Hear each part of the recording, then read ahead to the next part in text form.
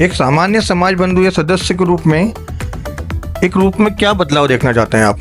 देखिए, मैं मानता हूँ कि हमारा समाज, अग्रवाल समाज में जैसा कहा अभी कि हम भाग्यशाली हैं कि लक्ष्मी पुत्र माने जाते हैं, और इसमें हर व्यक्ति कहीं ना कहीं हर एक अग्रवाल समाज की विशेषता होती है कि वो उसके हर एक के खाते में कोई ना कोई समाज सेवा होती है, चाहे वो अंग से करे, शरीर से करे या धन से करे।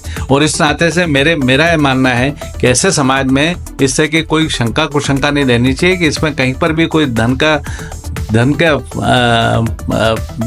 बेईमानी का कोई आरोप आए या इस तरह की कोई बात आए। मैं इसको मेरे अपनी दृष्टि से इसको शर्मनाक मानता हूँ। देखिए, मैं तो बहुत अच्छी राजनीति से जुड़ा हूँ, मैं राजनीति में भी शुद्धता के आचरण से जुड़ा हुआ हूँ, और इसलिए मेरा तो आदर्श उदाहरण है जिनका मैं प्रतिनिधि रहूँ। आपने कहा भी सुमित्रा महाजन, जो जिनका चरित्र सबके सामने खुला है कि उनके ऊपर कभी आज तक आरोप नहीं लगा, तो मैं समाज में भी वही चाहता हूँ कि इसी तरह की भूमिका में अपना निर्माण करूँ।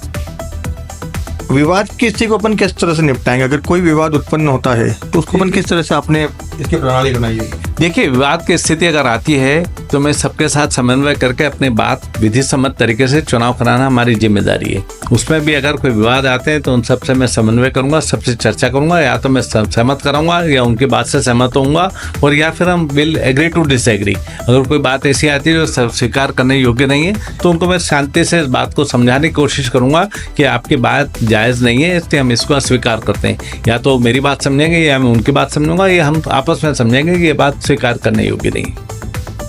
चुनाव अधिकारी के रूप में जमा आम मतदाता जो अपने संवाद किस तरह से करेंगे? देखिए, सबसे पहले तो एजीएम में अपनी बात रखेंगे जो सदस्य हैं वो, उसके बाद चुनाव प्रक्रिया जब शुरू हो जाएगी, एजीएम में जो घोषणा हुई, एजीएम में जो चर्चा होगी, उसके उपरांत कोई विषय आए, कोई संशोधन वगैरह आए, या कोई एजीएम के जो बात हमारे सामने आएगी, तो उसके बाद जो मतदाता हैं जो अपनी बात रख सकते हैं वो एजीएम में उनका पूरा अधिकार है। उसके उपरांत चुनाव प्रक्रिया में शंका कुशंका का कोई विषय नहीं है, और इसलिए हम हर 100% प्रयास करेंगे शुद्ध तरीके से चुनाव। क्या चुनाव अधिकारी के परिवारजन या रिश्तेदार चुनाव लड़ सकते हैं? देखिए, वो मेरा ऐसा मानना है कि वो समाज का विधान देखना पड़ेगा। विधान में अगर कोई प्रतिबद्धता है, बाध्यता है कि चुनाव अधिकारी का कोई रिश्तेदार चुनाव नहीं लड़ सकता। आपने देखा होगा, एक हमारे सामने उदाहरण हुआ कि जब उस व्यक्ति का विषय तय हुआ तो अपने उस बैठक से बाहर रहे कि जिसमें उसके रिश्तेदार का विचार होना था। वो आपको मालूम हुआ राष्ट्रीय परिप्रेक्ष्य में जब नरेंद्र मोदी का फैसला होना था तो वो खुद बैठक से बाहर रहे, जिसमें उनको उम्मीदवार घोषित किया जाना था प्रधानमंत्री पद का। मेरा ऐसा मानना है, इस तरह का आदर्श उदाहरण वो विधान के अतिरिक्त वो स्वयं उस पर व्यक्ति के ऊपर निर्भर करेगा कि वो अपना खुद का अपना चरित्र किस तरीके से रखे सबके सामने। मेंबर्स की जो संख्या है अपना, उसका डाटा कब तक रिलीज किया जा सकता है? मुझे लगता है कल तक हमारे पास सदस्य सूची आ जाएगी, वो हम जारी करेंगे। 3-4 जगह तो उल्लेखित भी करेंगे, उसके बाद हम सॉफ्ट कॉपी भी देंगे। उसके बाद उसमें कोई दावे और आपत्ति आएंगी, किसी का नाम छूट गया उसके दावे आएंगे, किसी का नाम गलत जुड़ा उसकी आपत्ति आएगी, उसका हम निराकरण करेंगे। नामांकन की अंतिम तिथि क्या रहेगी इसमें? नामांकन अंतिम तिथि लगभग हमारी जो तय हो रही है वो मैं आपको पूरा हमारा कैलेंडर जारी होगा, क्योंकि हमको 11 तारीख को चुनाव कराने हैं। उसके लिए नामांकन के जो दिन है वो लगभग इस वर्ष के अंत, जुलाई के इस माह के अंत में लगभग नामांकन की अंतिम तिथि होगी। तो फिर 3 दिन उनको नाम वापसी का समय भी देना पड़ेगा। उसके बाद नाम वापसी के बाद अंतिम सूची जारी होगी, उसके बाद लोग अपने मैदान में जाएंगे। चुनाव प्रक्रिया के दौरान सुरक्षा सुनिश्चित करने के लिए आप कौन कौन से कदम उठाएंगे इस बार? हम प्रशासन से मदद लेंगे, प्रशासन को सूचना देंगे। गत बार भी आपको अनुभव हुआ होगा कि एक बार कोई वाकया विवाद हो गया था तो तत्काल भी हमने प्रशासन से भी कहा, पर हम चाहेंगे कि हम समाज की व्यवस्था समाज के अंतर्गत ही सुनिश्चित करें, बजाय बाहरी प्रशासन के दखल करने के। इसे सबसे आग्रह करके इसको शांतिपूर्ण निपटाएंगे विद इन समाज।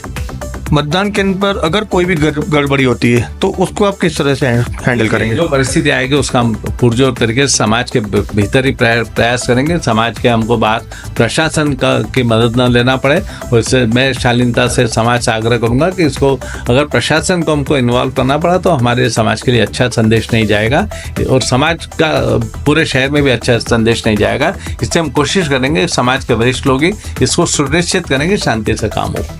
आजकल टेक्नोलॉजी का बहुत यूज हो रहा है, इस चुनाव में अपन टेक्नोलॉजी को किस तरह से यूज कर रहे हैं? टेक्नोलॉजी का तो केवल अभी आज की तारीख में हमारे पास ये स्थिति है कि हम केवल मतदाता सूची पेन ड्राइव में दे सकते हैं। बाकी जहां तक मतदान ईवीएम से जैसे चुनाव होते हैं उस तरह का तो अभी प्रावधान है नहीं कुछ, लेकिन आगे पीछे वो भी व्यवस्था लाने की कोशिश करेंगे टेक्नोलॉजिकली इलेक्शन हो। तो अभी पेपर पे चुनाव होता है तो काफी समय लगता है, लंबी प्रक्रिया होती है, जबकि मतदाता कम है लेकिन फिर भी प्रक्रिया होती है। और मतदाता जैसे हमारे पदाधिकारी हैं, फिर कार्यकारिणी, इस तरह के चुनाव होते हैं तो वो लंबी संख्या होती है, तो इसलिए आगे पीछे तो ठीक है, लेकिन अभी हम कोशिश करेंगे सबको मतदाता सूची पेन ड्राइव में मिले। और अभी तक मिलती नहीं थी, लेकिन इस बार हम कोशिश करेंगे कि हर हालत में हर व्यक्ति को पेन ड्राइव मिले ताकि वो देख सके सारी सदस्यता सूची।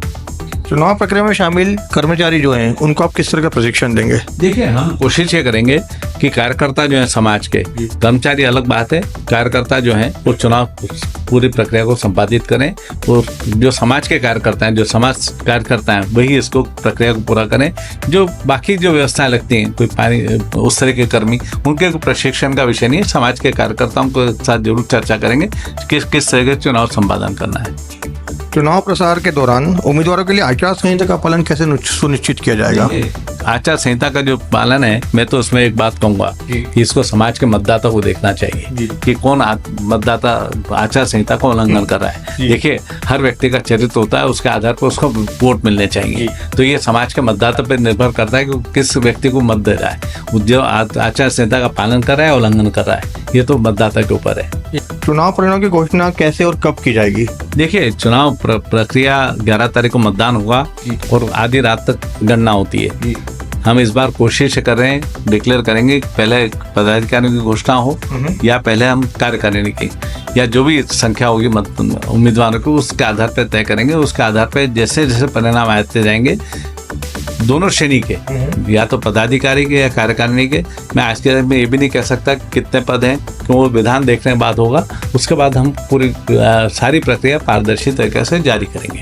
मतदाता सूची में अगर कोई गड़बड़ी पाई जाती है, उस स्थिति में अपन क्या करेंगे? देखिए, मतदाता सूची का सार्वजनिक प्रकाशन होगा और 4 जगह लगाएंगे हम उसको, उसमें दावे आएंगे, आपत्ति आएंगे, दावे आपत्ति का निराकरण करेंगे। उसके बाद दावे आपत्ति अगर कानूनी है, कानून सम्मत तो बात मानी जाएगी। उसके बाद जो अंतिम प्रकाशन होगा उसके आधार पर मतदान होगा।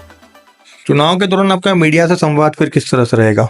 देखिए, जिस तरीके से चुनाव प्रक्रिया होती है और हमेशा मीडिया भी बात करता है, तो मैं, हमारी 3 जनों की समिति है और संवैधानिक प्रभारी हमारे हैं राजेश बंसल, उनसे बात करूंगा। वो अपनी बात किससे कैसे रखना चाहेंगे, जो पद्धति तय होगी उस आधार पर हम बात रखेंगे। चुनाव प्रक्रिया में पारदर्शिता बनाए रखने के लिए आप कौन कौन सी तकनीक इस्तेमाल कर रहे हैं इस बार? देखिए, कोशिश ये रहेगी कि सारी बात पारदर्शी तरीके से हो, जिसमें किसी को उंगली उठाने का अधिकार न मिले। मैं तो अब 40-50 साल से सभी तरह के चुनाव जुड़ा हुआ हूँ, इसलिए अपने तरीके से पूरी कोशिश करूंगा कि चुनाव में किसी तरीका मन में लोगों को शंका को शंका न रहे। ये हमारी परीक्षा है। चुनाव के दौरान वित्तीय पारदर्शिता कैसे सुनिश्चित करेंगे आप? देखिए, जो प्रक्रिया तय होगी वैसा उसका पालन हो, ये सुनिश्चित करेंगे।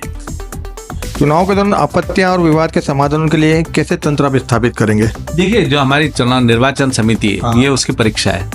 हम जो समिति होगी, संवैधानिक दायित्ववान चुनाव अधिकारी, और उन्हें जो चुनाव समिति नियुक्ति है, हम सब मिलकर इस बात का निराकरण करेंगे, किसी तरह के लोगों के मन में कोई शंका कुशंका न रहे और पारदर्शी, साफ सुथरे, विश्वसनीय, न केवल साफ सुथरा चुनाव हो, लोगों इस बात का विश्वास हो भी रहे कि हाँ, साफ सुथरा चुनाव हुआ है। मतदान के दिन अगर कोई आपात स्थिति बनती है तो उस तरह के लिए आप कैसे करेंगे? देखिए, मैंने जैसा कहा कि हम सारे समाज के लोग कोशिश करेंगे, समाज में आंतरिक रूप से इस बात का कोई भी अगर विवाद आता तो सबको साथ लेकर हल करें, और नहीं तो फिर प्रशासन की मदद, आवश्यकता पड़ी तो वो भी मदद देंगे। चुनाव के दौरान अगर कोई शिकायत आती है तो मतदाता तक कैसे पहुंचेगी वो चीज? देखिए, सबके सामने बात होगी, सबके सामने दिखेगा, उनको सबको जान के वहाँ पर अनाउंसमेंट भी चलेगा, सारी बातें सामने आएगी। जी, जैसा कि आप जानते हैं कि राजेश जी ने हमें पूरी जानकारी दी कि चुनाव किस तरह से लड़े जाएंगे, किस तरह से इसकी प्रणाली रहेगी, किस तरह से इसके निर्वाचन होगा, किस तरह से नामांकन भरा जाएगा और किस तरह का इसका रिजल्ट आएगा। तो मैं धन्यवाद चाहना चाहूँगा राजेश जी अग्रवाल जी से कि आपने हमें इतना समय दिया इस चीज़ के लिए। बहुत बहुत धन्यवाद। मैं रवि गर्ग, आपका धन्यवाद।